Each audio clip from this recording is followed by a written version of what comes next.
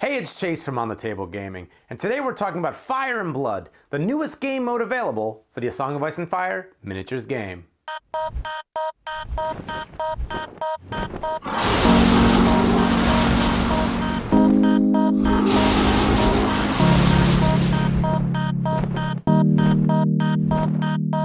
Alright, so here we are on the A Song of Ice and Fire competitive community site, ASOIFTMG, and the latest update we put here is about the new game mode, Fire and Blood, for A Song of Ice and Fire, the Miniatures game.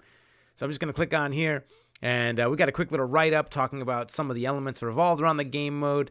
We've got something about the errata that just came out, but we're going to jump right over on this button and take a look at the official A Song of Ice and Fire game mode version 1.2. So all the classic game modes are on here, including Dance with Dragons, the previously released game mode.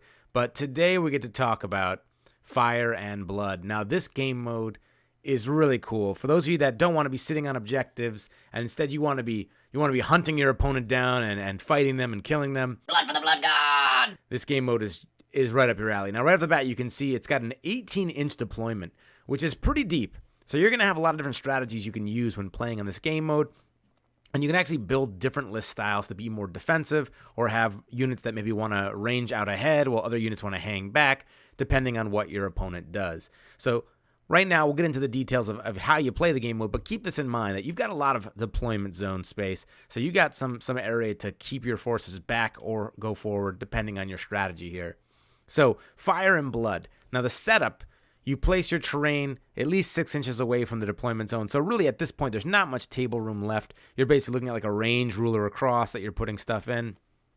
And then once you have deployed your terrain, once you've deployed all your units, so you've already kind of committed to a strategy of some sort, beginning with the first player, each player will alternate selecting 2 of their opponent's deployed combat units and place 1 objective token on each of them. These tokens represent marked units. So 2 units get marked. That's their designation for the remainder of that game.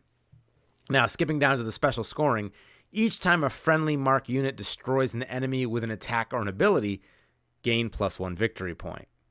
Enemy marked units gain +2 victory points when destroyed. So you want to target something of theirs that you can kill that's going to be coming up forward and fighting so you can get those bonus points. But you also want to think about something that whatever you select, when that's killing stuff, it gets points. So you got to find that nice balance zone. The additional element here, though, is when your commander's unit activates, you may select 1 enemy combat unit within long range and place 1 victory token on that unit. So every time you activate your commander, what's in long range, and if you go all the way up in that 18, you might actually have some things on that first turn moving into range that you can put tokens on. You're going to start piling tokens on your opponent. So now if you're playing a commander list like the Triple NCU High Sparrow for the Lannisters, you're at a marked disadvantage because you don't have a commander on the battlefield that can add victory points on the enemy units for you to claim. So really think about, how do you want to compose your list for this? Most likely putting a commander in your forces. And then one of the cool strategies then is, what unit are you putting your commander in? Now, this game mode is going to be amazing for some units like Joffrey Baratheon and the Kingsguard, because that commander unit's going to last the whole game. And you're probably thinking, well, wait, I won't mark that unit, or my opponent probably won't mark that unit. Right. But one strategy for this game mode is that if you wipe out your enemy commander's unit, they can't put out victory tokens for them to claim anymore. So one way to do this is to have a really tough command unit that is going to last all 6 rounds, and they can put out 6 additional victory tokens on the battlefield for you to claim somewhere. And whether you're stacking them on 1 unit, whether you're spreading them out, that's really up to you and what your opponent fields. But if your commander unit gets wiped out early on, you got Tormund in a unit of free folk raiders, and they get crowned off by Cersei, you really are at a disadvantage. And there's a whole different way you want to approach list building for this game mode.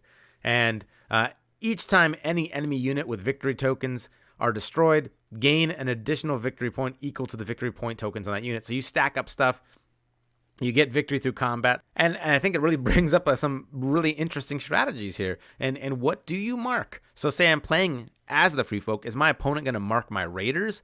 Probably, because now it's going to be easier to destroy them. They can get their +2 points.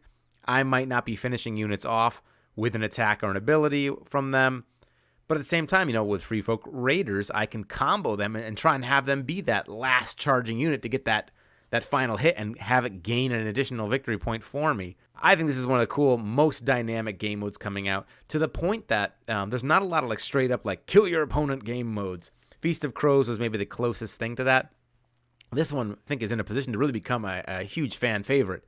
So let me know what you're thinking of doing for lists for this actual battle, because it kind of flips things on its head. It's not necessarily as important to have units that can be super fast and get to objectives. You may want to be taking a bunch of Tully Sworn Swords with Mage Mormont and then some really hard-hitting cavalry unit or something. So let me know what you're thinking about running in the comments below. I'd love to see some sample lists. We'll test some of the ones out that you guys recommend. And this is a quick video, but I'm so excited to play this game mode. So with that being said, I'm going to end this video and I'm going to get out there and put my miniatures on the table.